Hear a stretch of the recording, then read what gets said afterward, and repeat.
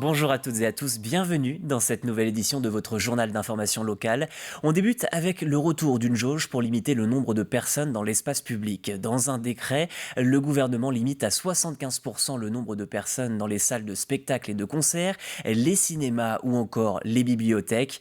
Pour rappel, le masque n'est pas obligatoire dans les espaces naturels pour les personnes en situation de handicap ou encore dans le cadre de la pratique du sport. Économie à présent. Avec les fêtes de fin d'année, vous êtes sûrement à l'affût des bons plans, notamment pour votre portefeuille. Pour vous y aider, le village de l'Oasis à Challans vient d'organiser 2 jours de braderie géante. L'occasion de retrouver des biens proposés par le Secours populaire, le Secours catholique mais aussi la Croix-Rouge. Un bon coup de pouce pour les budgets. Albin Mouton est allé chiner. Pour la 2e édition de cette braderie solidaire, les différentes associations du village Oasis se sont regroupées pour accueillir le public. Une braderie comme celle-ci avec le Secours catholique, Est-Neuve, la Croix-Rouge et toutes les associations qui œuvrent dans l'humanitaire ont toute leur place et c'est évidemment important. Vous avez ici dans la braderie, vous avez un certain nombre d'articles à partir de 50 centimes d'euros que vous pouvez acheter. Je voyais un manteau tout à l'heure à 4 euros. Des articles triés au préalable pour proposer des objets de seconde main de bonne qualité. On fait vraiment un tri sur les objets, on ne vend pas des choses qui sont abîmées. Les jeux, on les vérifie, mes collègues les vérifient. S'il manque une pièce, ça part à la benne parce que on vend à petit prix mais des choses correctes. Et en ce début novembre, les associations pensent déjà aux fêtes de Noël. Que ce soit les jouets ou les décorations de Noël. On a aussi des portants avec des vêtements ciblés Noël. On a des prix qui sont entre 1, 7, 8 euros. Ce sont des petits prix. Certains visiteurs sont également venus préparer ces fameuses fêtes de fin d'année. Ma belle-fille justement préparait ses décorations de Noël et là il y avait un choix intéressant. Puisqu'on est en période de Noël, tous ces jouets, les jeux des enfants et tout ça qui vont leur servir 1 an, 2 ans maximum, autant en faire profiter d'autres. Une braderie qui permet également aux associations de remplir les caisses pour investir par la suite dans des activités ou d'autres événements caritatifs.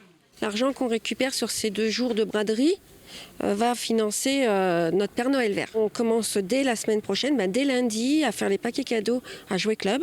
On est une semaine sur 2 en alternance avec la Croix-Rouge et ça nous permet aussi de financer notre Père Noël vert et une partie des vacances pour les familles qu'on envoie en vacances et les sorties qu'on leur fait. A noter également qu'une vente de vêtements se tient au village Oasis tous les mercredis et vendredis après-midi.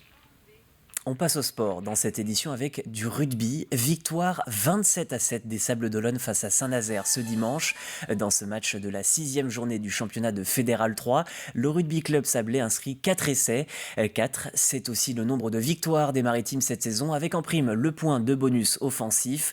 4, c'est enfin leur place au classement, mieux que le FC Lyonnais, 7e après leur victoire de leur côté 43-10. C'était face aux Bretons de Fougères. En basket, La Roche-sur-Yon est tombée sur plus fort samedi soir lors de la 6e journée de Ligue féminine. Les Lyonnaises en blanc ont été totalement dominées par Lyon. Privé de Xiomara Morrison après son départ du club, le RVBC s'incline lourdement 95-61. Je pense que les filles ce soir, je pense qu'il y a beaucoup trop de fatigue. Et après on tombe sur un gros Lyon, faut être honnête. Je pense que ce soir, il n'y a pas photo entre les 2 équipes, tu vois, c'est pas la même planète. Donc nous on a essayé de combattre, mais on était court sur tous nos tirs. On met pas un tir en première mi-temps, alors que je pense que le match il est quand même accrochable en première mi-temps. Puis après en deuxième, elles déroulent leur basket et là tu vois que c'est l'équipe qui est faite pour être champion de France à la fin de saison. Donc c'est une classe d'écart ce soir. Emmanuel Baudy, coach du RVBC, sera d'ailleurs l'invité de 85 chrono le vestiaire ce soir. Le prochain match des Tigresses sera le 20 novembre face à Angers. En football, à noter ce carton 4-0 de la Roche VF dans le championnat de M3. C'est le club de Fontenay-le-Comte qui fait les frais de l'actuelle forme du leader. Pour rappel, la Roche-sur-Yon est toujours invaincue après 7 journées et totalise 6 victoires. Et enfin, à noter en N2, Bourges et les Herbiers qui se partagent les points. Un partout, les Herbretais occupent le milieu de tableau 10e place. Enfin, un mot de hand, victoire de La Roche-sur-Yon 21-19 face à Angoulême après un match étriqué. Les Charentaises ouvrent le score, mais elles n'ont pas résisté face à la défense redoutable des joueuses lyonnaises. Avant de refermer ce journal, une découverte et un appel à l'aide pour sauver l'église Saint-Pierre lancé par les habitants de Mariet, plus petite commune vendéenne nichée dans le sud-est du département aux portes des Deux-Sèvres. La Fondation du patrimoine vient de lancer une cagnotte en ligne pour sauver le toit de cet édifice dont les premières mentions remontent au début du XIVe siècle. Un échafaudage vient d'être installé. Grégoire de Châtillon s'est rendu sur place. C'est un appel à l'aide, un appel aux dons que lance la commune de Mariet. En effet, son église se dégrade, il faut la restaurer. Les échafaudages sont en train d'être montés afin de sauver l'édifice. Cela ne se voit peut-être pas au premier regard, mais la toiture est à refaire entièrement. On a fait vérifier cette toiture par des couvreurs. Et donc à part peut-être un ou deux endroits, donc tout le reste était à refaire. À part la toiture, il va y avoir donc dans le prolongement de la toiture, il va y avoir donc la zinguerie qui est à refaire également. Et ensuite, je vous l'ai dit, donc ce fameux diagnostic sanitaire qui nous permettra de savoir quels sont les travaux urgents à entreprendre, ne serait-ce que par tout ce qui est remontée capillaire. L'urgence, c'est donc ce toit à refaire afin d'éviter les infiltrations dommageables pour les murs intérieurs.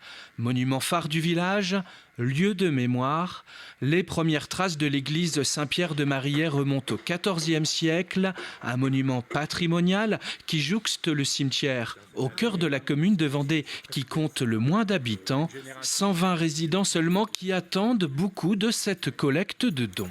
Cette opération s'inscrit pleinement dans la vocation de la Fondation du patrimoine qui, sur des bâtiments d'intérêt patrimonial comme celui-ci, donc sollicite la population environnante pour contribuer à diminuer la charge financière de la commune du Mariet. La souscription qui a été lancée va permettre donc à des donateurs, que ce soit des entreprises ou des particuliers, de verser leur obol, leurs dons, et ils pourront ainsi défiscaliser puisque la Fondation du patrimoine permet donc la défiscalisation à hauteur de 66%. D'abord sauvegarder, puis valoriser l'église Saint-Pierre de Mariet. Les travaux qui vont démarrer ces jours-ci pourraient environ durer 3 semaines. Ainsi va l'actualité vendéenne. Je vous remercie d'avoir suivi cette édition. Votre prochain point sur l'actualité, ce sera ce soir, 18h. Bonne journée sur TV Vendée.